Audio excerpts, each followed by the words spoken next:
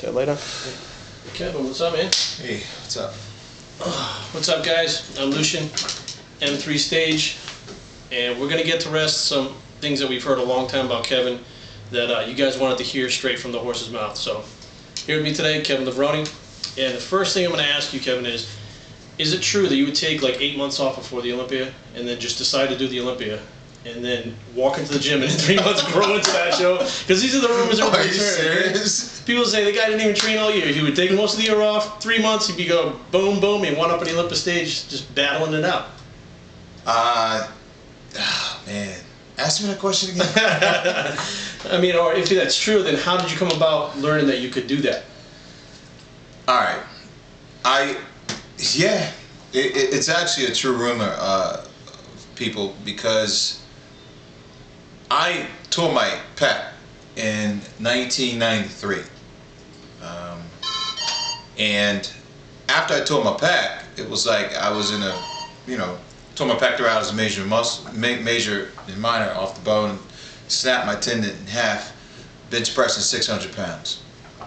And when I did that, I was laid up, Lucian, for about 6 months, 5-6 months, man. I tore it in February, March, April, May, June. And I came out the partial body sling casting. And I went from weighing 250 pounds to maybe about 215. I was like nothing. And I got a telephone call from Wayne DeMillia and the Weeder people, and they were like, well, if you can't be on stage in September to compete, then you might not have a contract. So you kind of felt the pressure to get on stage. Yeah, because of not being in the gym. Absolutely, because one of the contract is when you're a professional athlete is bodybuilding, is that you have to compete. You have to compete at every year's Mr. Olympia. And that was a serious injury, man. I'll never forget it. So I had like, what was it, June, July, August? I had like 3 months, man. 3 months, to try to come back after a pec tear, not knowing what I was going to look like, and walk on stage and compete, and coming back from, 212, 215, from, being 245 or 250 at 3% normal, dude, I couldn't even do a push-up. I remember when I couldn't even do a push-up. I tried to do incline press with a 45-pound just bar, Olympic bar, and that was where I started at, man. I had like 2.5 months to get myself together. But what happened was I show up at the show, I think it was like the 94 Olympia or 93 Olympia, something like that. But I show up at the show and I end up getting like, I think it was like 5th place. So you went from not training at all to going to the Olympia with the best in the world. Yeah, man. And getting 5th place. Yeah, and coming back from a pec tear. So what happened was nobody believed it. Like, oh no, Kevin Levrone didn't tear his chest. It wasn't that bad. It wasn't that bad.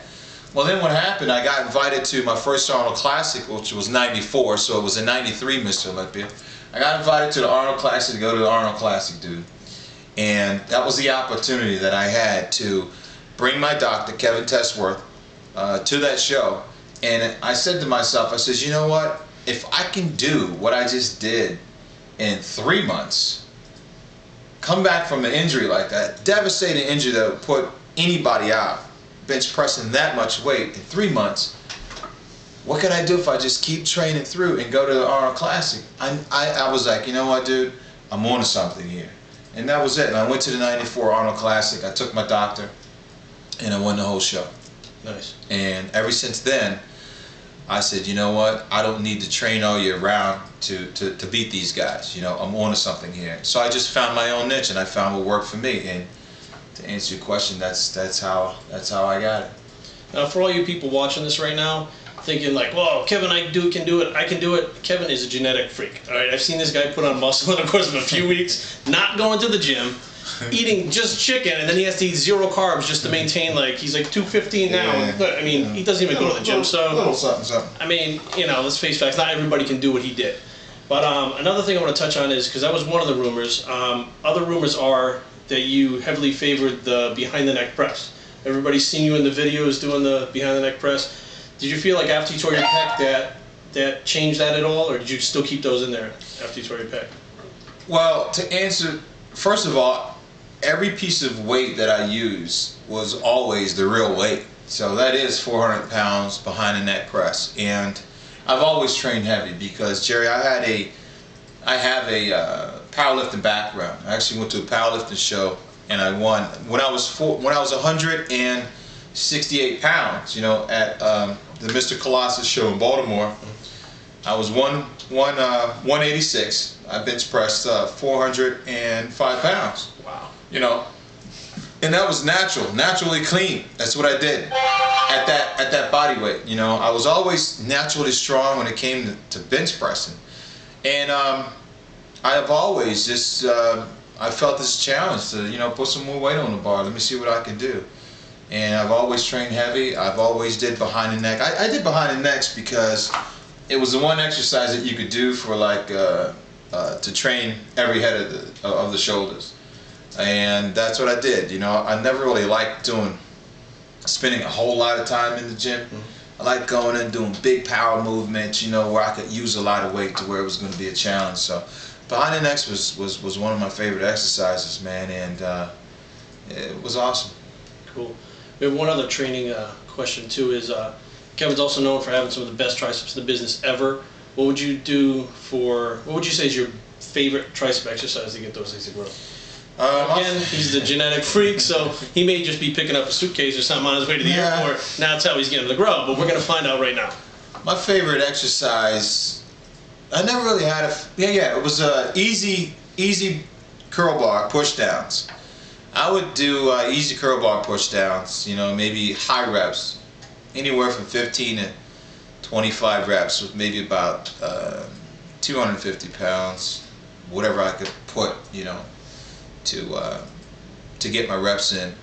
But also I would do, you know, just the heavy bench pressing, man. The heavy bench pressing is what also gave me the shoulders and the triceps, because my grip wasn't really a wide grip. It was kind of like a medium close grip, you know. So I think that's where I got a lot of my tricep development, from benching heavy. You know, just I've always believed in benching heavy, squatting heavy. Just whatever I do, I was just going to do it heavy, man.